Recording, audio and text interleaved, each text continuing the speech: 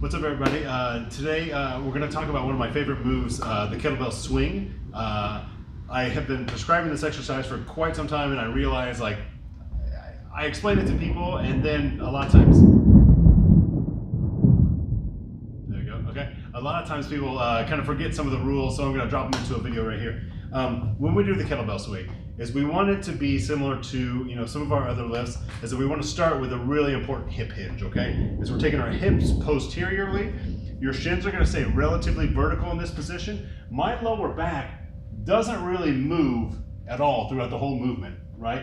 It's all hip hinging. Now when I'm in this position and I start the motion, what's going to propel that weight forward is what we call like violent hip extension. Hip extension is two moves. One, it's moving my leg back this way, like if I'm sprinting perhaps.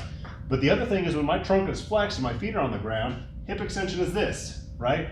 It's almost like a pelvic thrust. So I don't care what height that you do your kettlebell swing to, whether you do the Russian version or the American version, it doesn't bother me. If you have shoulder issues, just keep the eye level version in mind.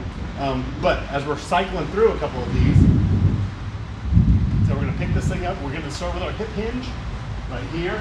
We get a couple little easy swings going, and then it's hip extension, right? I don't care how high you take this thing. You're really just like a pendulum right through here, right? Whether you go to this height or you go all the way overhead, and you put it down in a nice safe manner.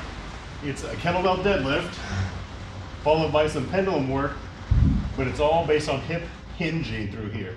You want to keep a nice straight back and some pretty vertical shins that are going to help you move through that range. If you have questions about the kettlebell swing, please let us know. Ask about it. Don't get it wrong and hurt your back or something like that in the meantime. So until next time, Courtney Morse, Natural Wellness Physiotherapy.